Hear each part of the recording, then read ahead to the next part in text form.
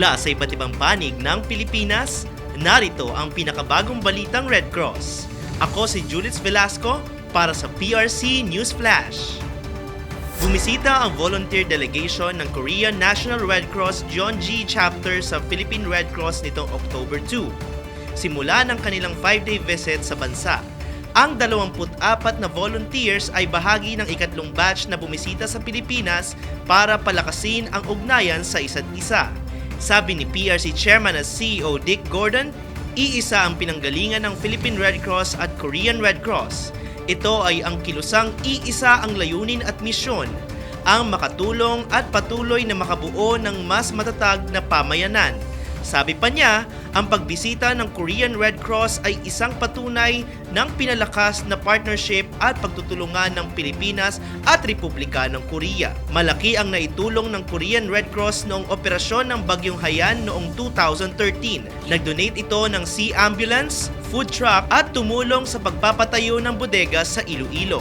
Sa mga nalalabing araw na narito sila sa bansa, mamamahagi ang Korean National Red Cross kasama ang Philippine Red Cross Manila Chapter ng 600 eco bags at gift boxes para sa mag-aaral ng Mariano Ponce Elementary School sa Santa Cruz at Barangay 234, Zone 22 sa Tondo. Maghahain din sila ng Korean food at inuming tubig sa 600 individual sa lugar.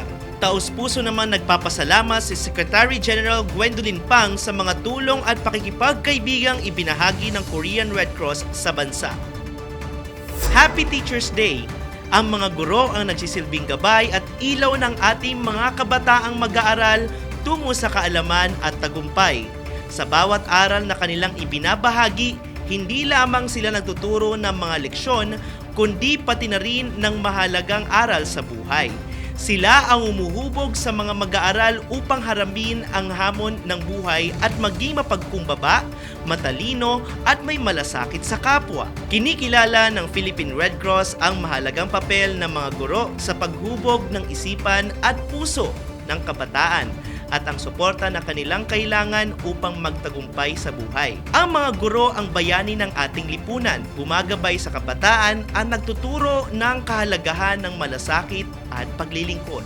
Sabi ni PRC Chairman at CEO Dick Gordon, ikinararangal ng Philippine Red Cross na makasama ang mga guro dahil marami sa kanila ang nag-volunteer bilang tagapayo sa Red Cross Youth Program. Ang mga guro ang nagtatanim ng mga kaalaman sa puso at isipan ng mag-aaral. Sa bawat tiyaga at sakripisyo, natutunan ng mga kabataan kung paano magpursige, mangarap at magtagumpay.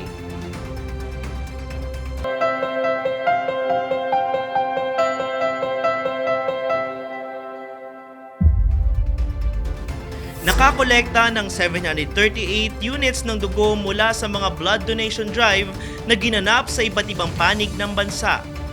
Ang pag-iimbak ay paghahanda na rin sa mga nakaambang sakit na kaakibat ng pagbahang dulot ng mga nagdaang bagyo. Bukod sa mga nangangailangan ng dugo dulot ng kanilang sakit, ang mga dugong nakolekta ay magagamit rin sa dengue kung kakailanganin. Sa loob ng mahigit isang linggo, nagtulong-tulong ang mga blood donors, partners at Philippine Red Cross para makakolekta ng dugong gagamitin sa mga darating na araw. Narito ang mga LGU at partners na walang sawang nakiisa sa advokasya ng PRC. Ang mga LGU ng San Fernando, La Union, Sitio Cabatuhan sa Valenzuela City, President Rojas sa Capiz, Sibagat, Agusan del Sur, San Francisco, Agusan del Sur, at Bayugan City sa Agusan del Sur. Mga partners tulad ng Mang Tinapay, Zamboanga City, POSCO, Angeles City, Pampanga, Magsaysay Group of Companies, Manila, Cartel Science Educational Foundation, Tarlac, Iligan Medical Center, College, Marymount Medical Center, Bulacan, RWB Smart Solutions Incorporated, Cebu, Rincon Health Center, Valenzuela City, Philippine State College of Aeronautics, Lipa City, Batangas, Zamboanga City Police Office, PRC Marikina Chapter, Rural Health Unit ng Moncada, Tarlac, City Health Office ng Lawag City at Rural Health Unit ng Dumalinaw, Zamboanga del Sur. Maraming salamat sa inyong patuloy na pagbibigay ng dugo sa ating mga kababayan. Dahil sa inyo, madudugtungan pa ang kanilang buhay. Sa mga nais mag-donate ng dugo, Maaaring tumawag sa Hotline 143 para sa mga detalye at i-check ang Philippine Red Cross chapters sa inyong lugar para sa mga blood donation drive. Silipin din ang Facebook page ng inyong chapter para sa blood donation schedule. Sa masusugid naming manonood ng PRC News Flash at kung nadaanan nyo ang aming news program, mag-subscribe, i-follow, i-like at i-share na ang Philippine Red Cross Facebook page, Instagram, X, TikTok at mapapanood na rin kami sa YouTube channel ng Philippine Red Cross araw-araw. Don't miss an episode. Maging konektado sa PRC News Flash para sa napapanahong balitang Red Cross.